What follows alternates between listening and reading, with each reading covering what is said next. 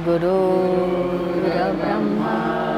गुरुर्विष्णु गुरुर्देवो महेश्वर गुरु साक्षात् परं ब्रह्म तस्मै श्री गुरुवे नमः। आइए चलिए अब आगे की तरफ पढ़ते हैं।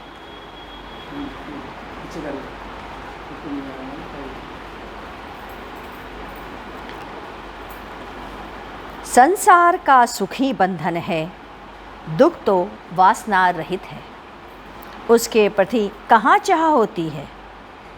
पूरे दुख का जड़ यह शरीर क्यों नहीं इस शरीर को भगवान की चाह में, उसके चिंतन में और उसके स्मरण में लगा दें।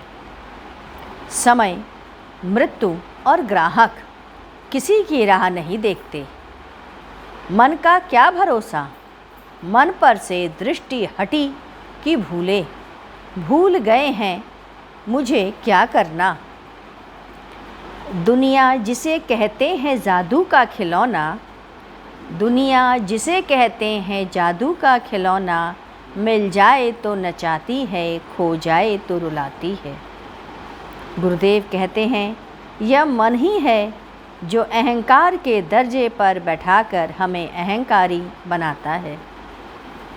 लालच के स्थान पर बैठाकर हमें लालची बनाता, मोह के स्थान पर बैठाकर मोही बनाता और दीनता के स्थान पर बैठाकर दीन और निर्मोह के स्थान पर बैठाकर निर्मोही बनाता है।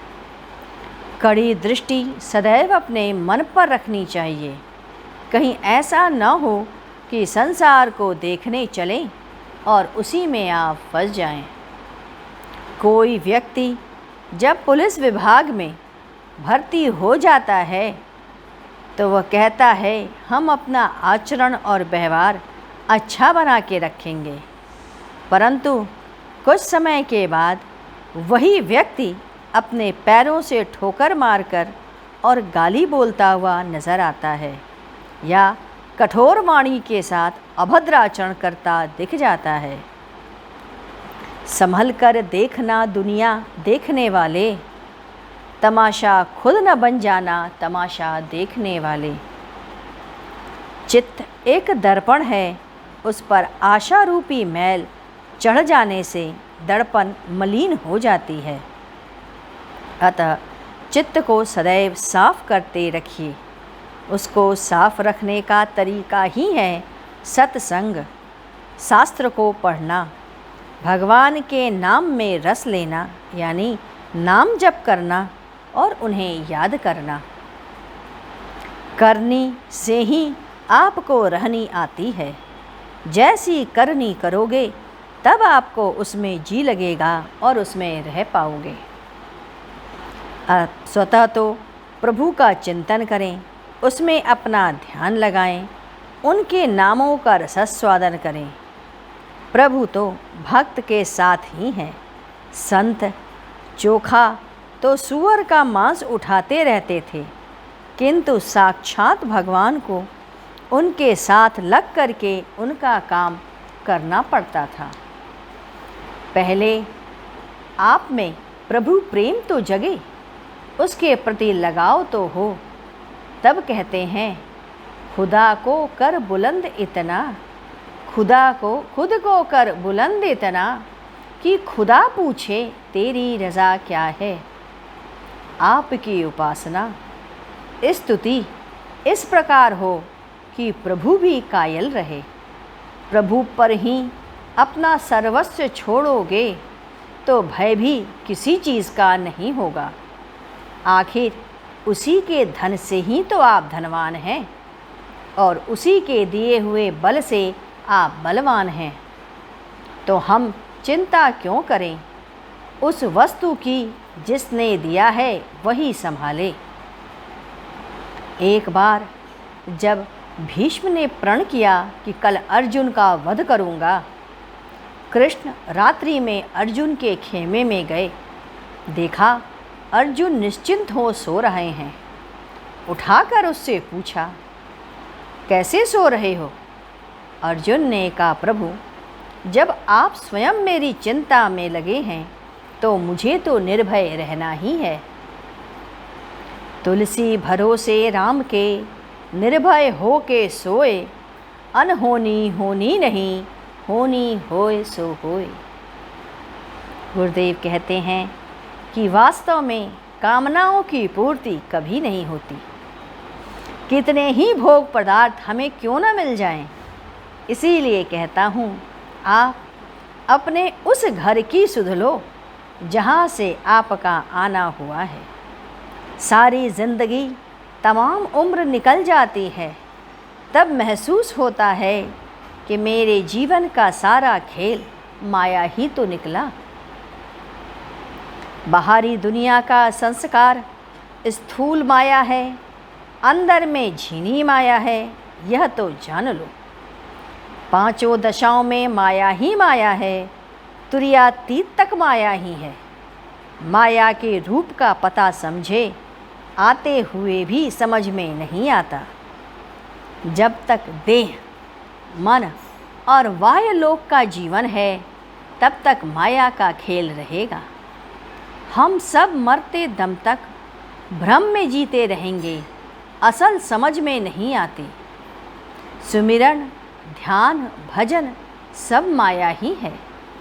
जागृत, स्वप्न, सुषुप्ति, तुरीया और तुरीयातीत तक माया है। दुनिया में अपने को कुछ दिखाना, मान और प्रतिष्ठा की इच्छा रखना, यह भी ठगनी माया है। उसी ठगनी माया का खेल है।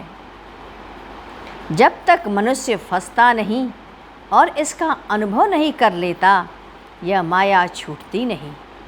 और जब माया पहचान में आती है, तब दुनिया का जीवन फीका पड़ जाता है। जो गिरकर उठते हैं, उठते ही रहेंगे।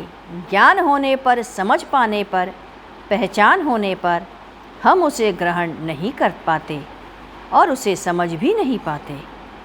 गुरुदेव ने कहा, संसार में माया किस प्रकार व्याप्त है, आप समझकर भी उसे नहीं पहचान पाओगे।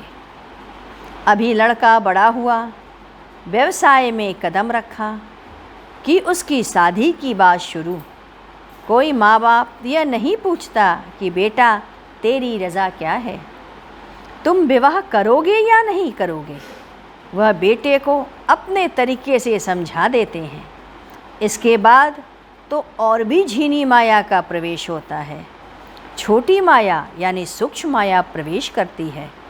जब तक आपके बच्चे नहीं होते, आप दुखी और चिंतित बने रहते हैं। जब बच्चे हो गए तो शादी की चिंता, जब शादी हो गई तो उससे चिंतित रहते हैं कि अभी तक मेरे बेटे को एक भी बच्चा नहीं हुआ। एक हो जाता है मैं अपनी आँखों से देख लेता। आप बड़ी माया और मोटी माया को तो सभी छोड़ देते हैं, पर जो झीनी है उसे आप नहीं समझ पाते। अच्छे कपड़े नहीं पहनेंगे, लेकिन उससे भी सूक्ष्म माया जो अंदर में रहती है उसे नहीं छोड़ते। इसीलिए कहा गया है, मोटी माया सब तजय, झीनी तजी न जाए। पीर पैगंबर औलिया, झीनी सबको खाए। पीर पैगंबर औलिया सब झीनी को झीनी जो है उसे खाती रहती है। गुरुदेव कहते हैं, जो शब्द को पकड़ लेता है, जो उसी के धुन में लगा है, उसी के लय में पड़ा है, उस पर चला गया, वह निकल गया। परम तत्व एक शक्ति है। यह अहम उसके हिलोरों से बन जाता है और उसी में समा जाता है। उस भगवान के घर से कोई नहीं आता जो बता सके कि वहाँ क्या है। वरन सब वहीं बार बार जाते, उनके ऊपर इतने कर्मों के भार लदे हैं कि आप उन तक पहुँच ही नहीं पाते। उत्ते को इन आइए जासे पूछा जाए, इत्ते तब कोई जाइए, भार लदाए लदाए। आइए हम लोग गुरु कीर्तन करें। ओम गुरुदेव, जय गुरु जय गुरु जय गुरुदेव। ओम गुरु गुरुदेव, जय गुरु जय गुरुदेव। ओम गुरु गुरुदेव,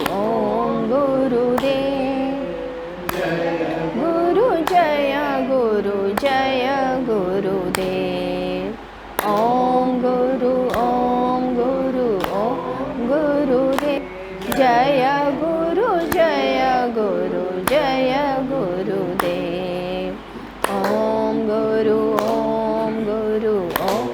गुरुदेव, जय गुरु जय गुरुदेव। ओम गुरु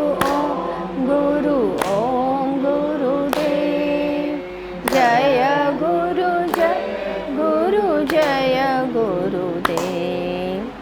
ओम गुरु गुरुदेव, जय गुरु जय गुरुदेव। बोलिए सतगुरुदेव की जय। सद्गुरु तुम्हें शत शत नमन, सद्गुरु तुम्हें शत शत नमन, सद्गुरु तुम्हें शत शत नमन।